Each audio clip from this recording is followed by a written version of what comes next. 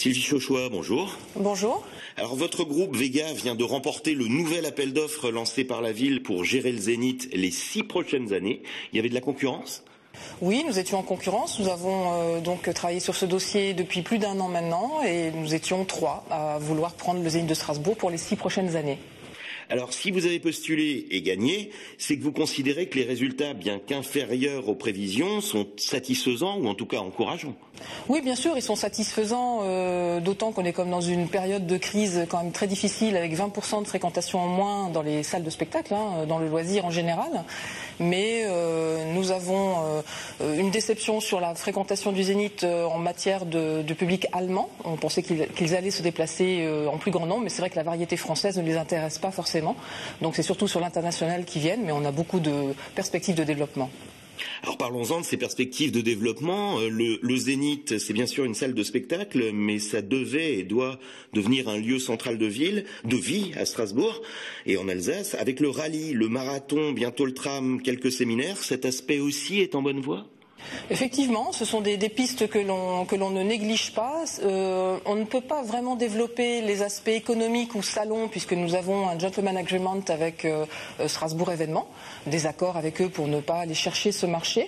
Mais en matière de sport, la ville est assez tentée de voir ce que le Zénith peut faire en rencontre internationale. C'est vrai qu'on a des projets avec le handball par exemple, ou le départ du marathon, c'est quelque chose qui était important pour nous. Alors revenons quand même à cet aspect spectacle. Le public, il vient d'où ? Il ne vient pas majoritairement d'Alsace, c'est surprenant. En fait, il vient majoritairement d'Alsace sur de la variété française. Mais par contre, sur de l'international, c'est vrai que le rayon va s'agrandir, surtout sur des dates qui sont pratiquement uniques. Sur un concert type Radiohead que l'on a fait là il y a quelques semaines, nous avons des gens de Lyon qui sont venus, de Nancy, du sud de la France, parce qu'ils n'avaient pas eu de place à Nîmes, par exemple, sur la date de Radiohead. Donc dès que nous avons une date, une programmation très exceptionnelle, comme Muse aussi en décembre, nous avons vraiment un panel très large de public. Sinon, c'est en majorité de l'Alsace. Alors est-ce qu'on peut dire que le Zénith côté spectacle a fait son trou dans le monde des tourneurs, des organisateurs de spectacles et que vous aurez à l'avenir encore de plus grands artistes internationaux ? Incontestablement, on a fait notre trou. On est une salle incontournable pour un tourneur lorsqu'il organise sa tournée. C'est vrai que si un artiste ne décide de faire que 2 ou 3 dates, il va regarder les grandes salles de France. Mais nous avons la chance d'avoir des qualités techniques au Zénith de Strasbourg que d'autres salles n'ont pas, ce qui nous permet d'accueillir certaines grandes productions. Maintenant, les Rolling Stones, par exemple, ne pourront jamais venir au Zénith. On est trop petits pour ce genre de groupe. Donc certains groupes ne viendront jamais au Zénith.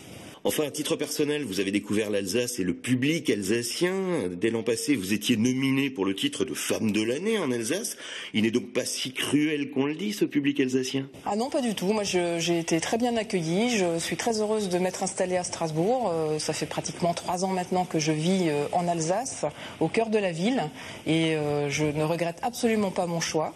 Les Alsaciens sont très accueillants. Sylvie Chauchois, merci. Merci.